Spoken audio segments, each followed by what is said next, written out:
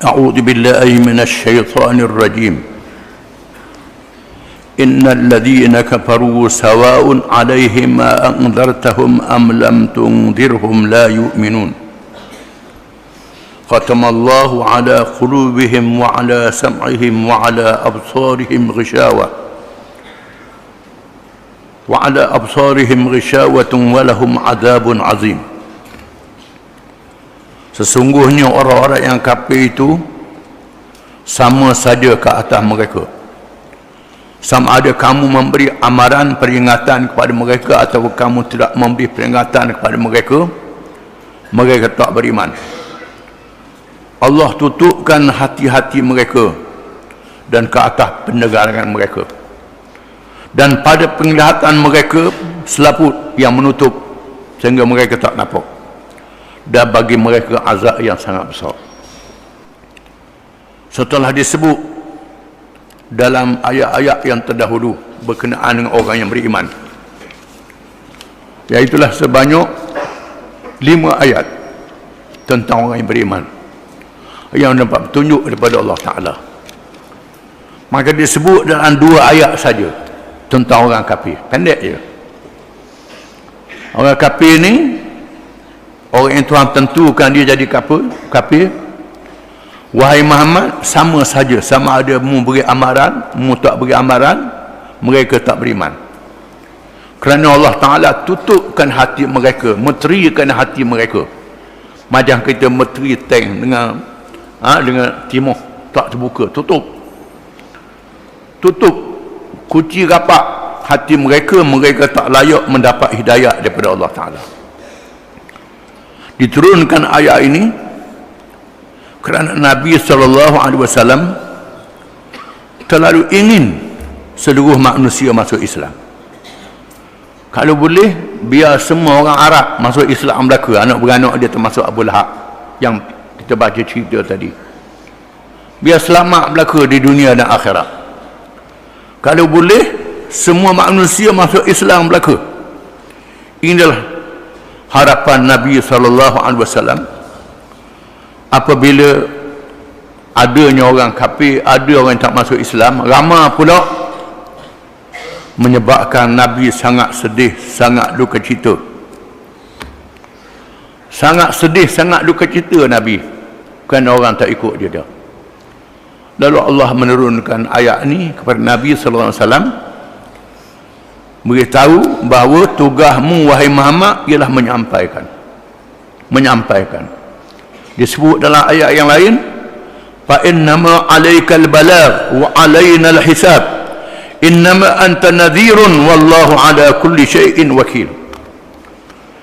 Maka sesungguhnya engkau wahai Muhammad, tugas engkau menyampaikan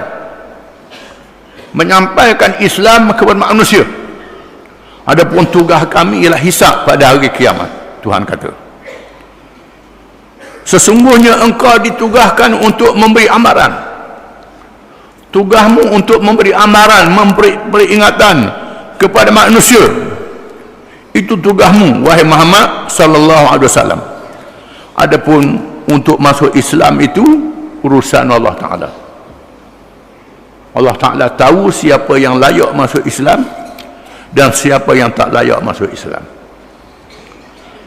Mereka yang tak layak masuk Islam itu ialah mereka yang ditutup hati-hati mereka oleh Allah Subhanahu Wa Ta'ala. Disumbak telinga-telinga mereka, bukan tak dengar suara, tak dengar hidayah, petunjuk itu. Ditutup mata mereka, bukan buta, tak nampak untuk mengambil pengajaran. Khususnya di kalangan ahli kitab, di kalangan al-maghdubi alaihim, golongan ahli kitab yang tahu kitab, yang baca kitab, yang tahu berkenaan dengan nabi-nabi dan rasul-rasul alaihimussalatu wassalam, yang tahu cerita akan zahir nabi akhir zaman Muhammad sallallahu alaihi wasallam. Mereka baca dalam kitab-kitab mereka, namanya Muhammad, namanya Ahmad, mereka tahu. Bahkan ada kalangan mereka yang tahu tanda-tanda yang ada pada jasad Nabi sallallahu alaihi wasallam. Bahkan kalangan mereka itu berkumpul ramai-ramai di Madinah, berhimpun di Madinah orang-orang Yahudi, Bani Quraidah, Bani Nadir, Bani Qainuqa, dan kabilah-kabilah Yahudi yang lain berkumpul di Madinah ramai-ramai. Kerana apa? Kerana mereka tahu di situ akan hijrah Nabi akhir zaman, menunggu kedatangan Nabi akhir zaman yang akan berhijrah, menunjukkan mereka tahu. Tiba-tiba apabila Nabi SAW datang berhijrah ke Madinah, mereka tengok dengan mata mereka sendiri, tubuh badannya, wajahnya adalah tanda kerasulan yang disebut dalam kitab-kitab mereka. Di sana ada ulama-ulama mereka yang masuk Islam seperti Abdullah bin Salam dan lain-lain radhiyallahu anhum yang masuk Islam, yang ikhlas, yang benar masuk Islam. Tetapi ramai yang tak masuk Islam, yang lawan Islam. Pasal apa? Kerana taksub kepada kebangsaan Yahudi. Marah Tuhan latih Nabi akhir zaman kalangan orang Arab, tak latih kalangan bangsa Yahudi. Padahal Nabi-Nabi bangsa Yahudi pun mereka bunuh, mengaruk je. Allah Ta'ala pernah lantik Nabi-Nabi kalangan Bani Israel, mereka bunuh Nabi-Nabi ini. Dibunuhnya Nabi Zakaria dia belah dengan gergaji, Nabi Yahya dia sembelih, dan banyak Nabi-Nabi yang dibunuh oleh mereka. Ulama-ulama mereka tangkap, mereka bunuh. Ini kerja orang Yahudi. Supa je latih Nabi bangsa mereka pun, bangsa Arab pun, mereka tak dapat hidayah daripada Allah Ta'ala. Bahkan ada kalangan mereka yang tahu bagaimana tiap-tiap orang Nabi yang dilantik oleh Allah Ta'ala, Nabi-Nabi itu minta pengikut-pengikut dia berikrar, berjanji bila zahir Nabi akhir zaman akan beriman dengan Nabi akhir zaman itu dan berjuang dengan Nabi akhir zaman itu, berjihad bersama dengan dia. Mereka tahu cerita-cerita ikrar ini. Tiba-tiba bila Nabi mari ke Madinah, mereka tolak Nabi, menentang Nabi, menubuhkan bala tentera Ahzab, mengajak orang-orang musyrikin untuk menyerang Nabi, untuk menghancurkan Islam, membunuh Nabi dan sahabat-sahabatnya, termasuk berusaha menyihir Nabi dan meracun Nabi. Ini kerja orang-orang Yahudi. Mengapa mereka jadi begitu? Sebabnya khatamallahu ala qulubihim wa ala sam'ihim. Allah Ta'ala tutup dengan khatam. Khatam ni teruk pada kuci lagi. Kalau kuci boleh buka dengan anak kuci, kalau khatam ni kena belah tu, belah sampai acur lebu, tutup serapat-rapatnya hati mereka dan pendengaran mereka. Walaupun mereka dengar ucapan Nabi, sabda Nabi, mereka dengar ayat-ayat Quran yang dibaca. Di dalam Quran itu disebut kisah-kisah yang ada dalam Taurah, yang ada dalam Injil, surah Ibrahim, surah Yusuf, cerita Nabi Musa berapa kali diulang dalam Quran. Cerita Nabi-Nabi zaman dahulu disebut dalam Quran, di mana Nabi dilahirkan di Mekah, tak belajar dengan siapa, menandakan ini adalah wahyu daripada Allah Ta'ala. Wahyu daripada Allah Ta'ala, bukan Nabi Muhammad mereka. Disebut dalam Quran hukuman qisah dan hudud, hukum qisah dan hudud yang berkait dengan jenayah disebut dalam Quran, yang disebut juga dalam kitab Taurah, kitab orang-orang Yahudi. Hukum kisah hudud ni ada dalam kitab Taurah, ada dalam Quran juga, menandakan kesamaan dia antara Nabi-Nabi dan Rasul-Rasul. Mengatakan la ilaha illallah, mengatakan tentang hari akhirat, mengharamkan babi. Sampai hari ini orang Yahudi tak makan babi, sehingga kita orang Islam boleh makan sembelihan orang Yahudi sebab begitu sekali. Orang Islam boleh makan sembelihan orang Yahudi. Kita duduk kapur tak ngaji bahasa pelik. Sembelihan orang murtad tak boleh makan. Sembelihan orang Yahudi boleh makan. Sembelihan orang Kristian boleh makan. Kerana orang Yahudi tak makan babi. Sembelih macam kita juga. Kalau kita pergi ke negeri orang putih, di Amerika mana-mana, tak jumpa makanan, boleh makan di kedai orang Yahudi halal dengan nah Al-Quran. Mazhab mana? Semua mazhab. Bila ada nah Quran, semua mazhab. Tak ada mazhab lagi. Semua mazhab kena terima. Ini hakikat. Sepatutnya ha-ha macam ni cukup bagi orang Yahudi masuk Islam. Cukup bagi orang Yahudi masuk Islam. Tapi tak masuk Islam juga. Pasal apa? Kerana khatamallahu ala qulubihim wa ala sam'ihim wa ala absarihim ghisyawah. Allah Ta'ala tutupkan hati-hati mereka, telinga mereka tersumbat, bukan pekak, tak dapat hidayah, tak dapat petunjuk. Itu orang Yahudi, itu golongan ahli kitab. Adapun orang-orang Mekah pula termasuk Abu Lahab dan mereka yang sepertinya yang duduk di Mekah yang melawan Nabi SAW. Mereka hidup dengan Nabi sejak Nabi dilahirkan ke dunia. Bahkan Abu Lahab ni bila dapat anak saudara lelaki bergaya, Abu Lahab gembira kerana dapat anak saudara lelaki. Ayahnya mati pula. Sayangnya Abu Lahab kepada Nabi SAW sehingga cari perempuan yang menyusu Nabi. Cari perempuan yang menyusu Nabi. Ini Abu Lahab. Pasal sambut hari lahir Nabi ni Abu Lahab dulu lagi. Sambut maulud ni. Dia ramai sambut maulud saja. Kalau kisah sambut mauludnya Abu Lahab dulu sekali. Sambut hari lahir Nabi ni. Tetapi tak ikut Nabi, tak ikut ajaran Nabi. Kalau sambut maulud saja bertepik, berzangri sampai tubi orang mereka. Tapi tak ikut petunjuk Nabi. Ini dia. Kena ingat. Abu Lahab dan mereka yang sepertinya tengok Nabi sehingga diberi gelaran Muhammad Al-Amin, Muhammad yang paling amanah, yang sangat amanah. Bila mereka balah, mereka selesaikan masalah di hadapan Nabi SAW. Bila nak sipang duit, sipang di rumah Nabi, kerana percaya Nabi tak tipu, Nabi tak curi. Ketika berhijrah, masa nak berhijrah dari Mekah ke Madinah, Nabi suruh menatu dia, sepupu dia Ali bin Abi Talib, jangan hijrah lagi atau pulang balik barang orang sipang ni, walaupun orang tu orang kafir. Ni amanahnya Nabi.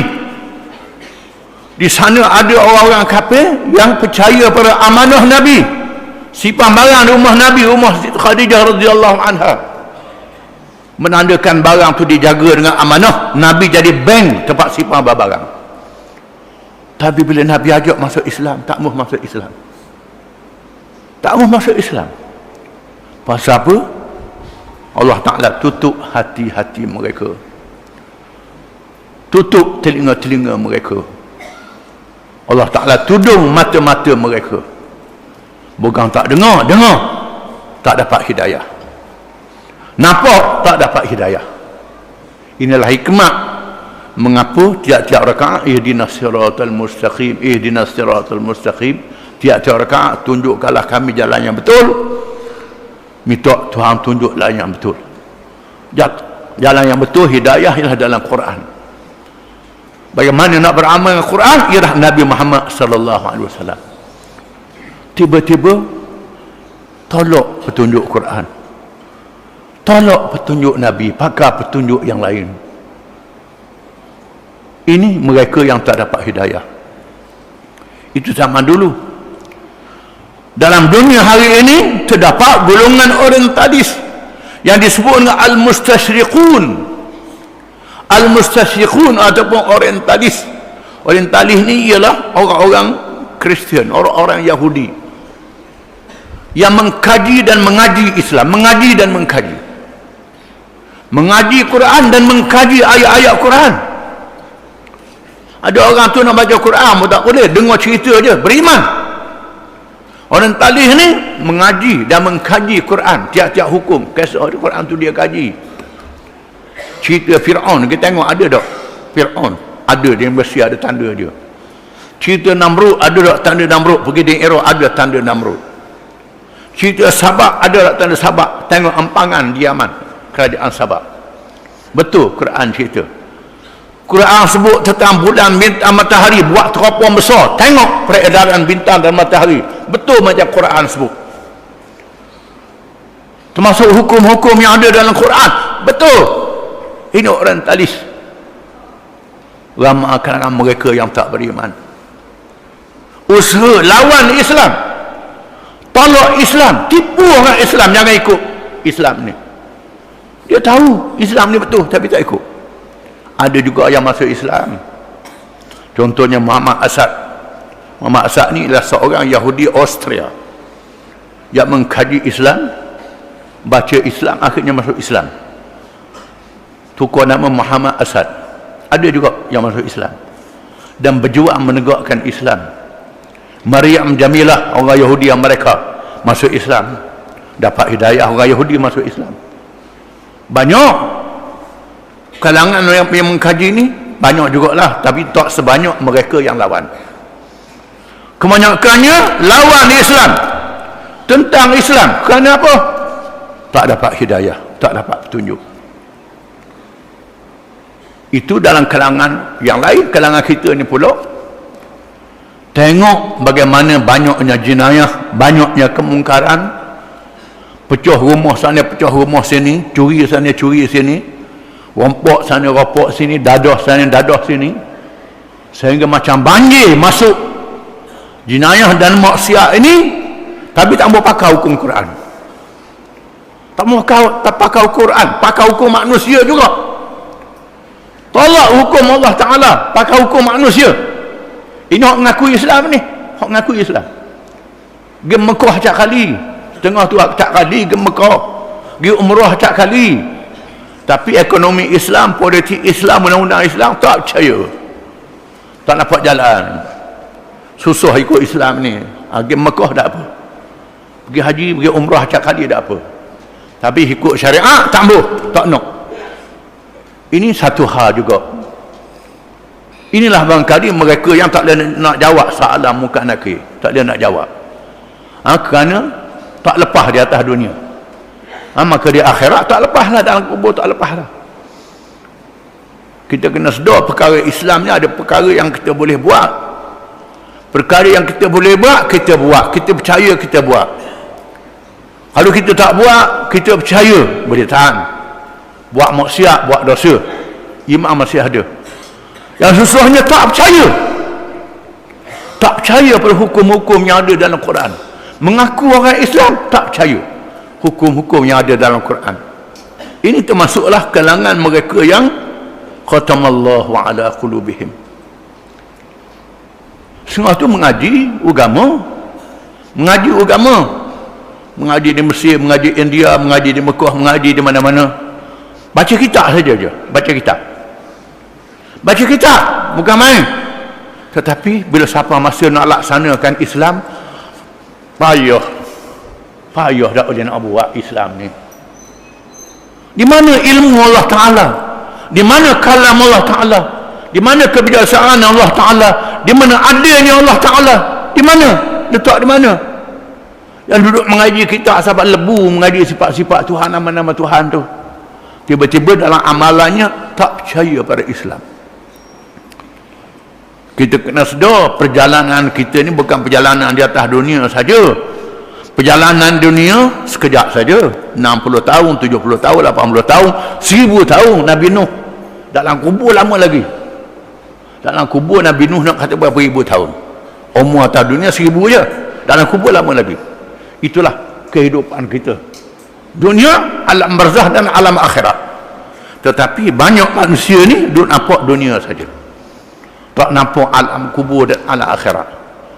Dengan sebab itu tolak hidayah. Tuhan tutupkan hati mereka.